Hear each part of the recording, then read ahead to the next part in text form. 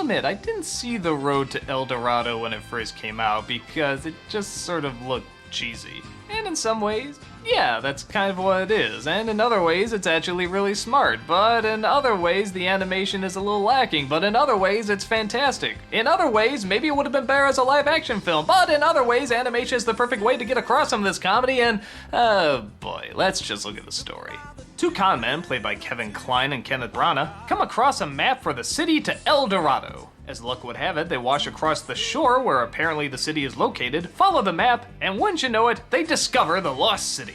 But it's also inhabited, and two of the high priests, of course, confuse the two for gods. Not wanting to overlook what could possibly be the greatest con of their time, they of course play the part of the gods and see if there's a way for them to make a boat and take as much of the gold as possible. A young thief named Chell discovers their secret, and she plays along in the facade trying to show them the ways of the culture, while never revealing who they really are. The writing for this movie is very good. Actually, it reminded me a lot of The Princess Bride. In fact, it felt eerily similar. A lot of comedy, a lot of jokes, but also still trying to get across an action adventure.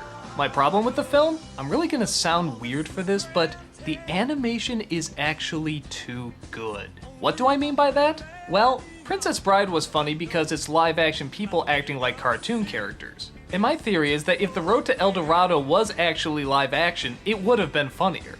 Now what sense does that make? You have an animated movie where characters are acting like animated characters. Shouldn't that be ideal? Well, the animation looks very similar to Prince of Egypt in that it's very pretty and it's very nice looking, but that doesn't always translate into comedy. The weakest part of the Prince of Egypt was the comedy, but that's okay, it wasn't essentially meant to be a comedy first. This is. And if you're gonna do comedy and animation, you better have some damn funny comedic animation. This is where you need Warner Brothers to come in. You need the fast pace, you need the over-the-top reactions. They never allow them to get really big, goofy, over-the-top reactions. I think they were more concerned about making him look handsome. For the most part, it's pretty restrained. I don't know if that totally comes down to them being good looking though, because Shell's pretty good looking and she gets some really funny reactions. But I think in order to make something like this work, you need the team from, say, The Iron Giant or Hotel Transylvania. The people don't move realistically enough for us to mistake them for human, but they don't move cartoony enough in order for us to laugh at them. But with that said, I don't think it's a total abject failure either. Like I said, it is written very well, and some of the lines do get a good laugh. And you are not gods!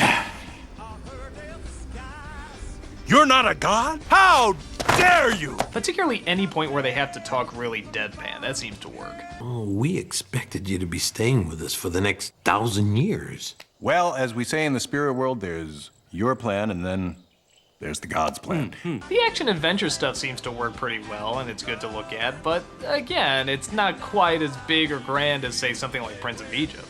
It's impressive, don't get me wrong, but when you really want big, grand moments, you need some big, grand animation and some big, grand angles, and yeah, it's okay, but could be stronger. The songs are by Elton John and Tim Rice, the same team that brought us The Lion King.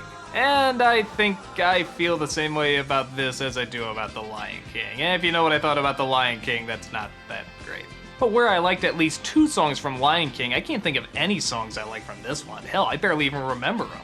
And even that's sort of strange, because the heroes sing one song, it's obviously a musical number, but then they never sing any of the others. It's just Elton John singing it, so it's really out of place and odd. Though I will admit, It's Tough to Be a God will be in my head for weeks, but in the same way Hakuna Matata will be, and yeah, you know what I think of that. It's tough to be a god, but if you get the people's nod, count your blessings, yeah, keep them sweet, that's our advice. I suppose in many respects I probably am being too harsh to this film because it's innocent enough, it's got some likable characters, it's bright, it's colorful, some of the jokes work. You can just tell though, this film is trying hard to make you laugh often, and if they really wanted that to work, they really needed some different animation. But it's upbeat, it's well written, it's got some good stuff. I think you could even argue there's some good commentary with the gods trying to play the priests against each other and how religions work, and I don't know, I think there's something there. And maybe in the end that's the best way to describe it. There's something there, it's just not fully realized. But for what it is, I'm glad I saw it. I don't think a ton of my time has been wasted or anything. I was kind of amused by kind of a good movie, and that's kind of all I gotta say about it. I'd say if you're looking around the video store and there's no other movies you can find, this one might be good to look at. But only Princess Bride is rented.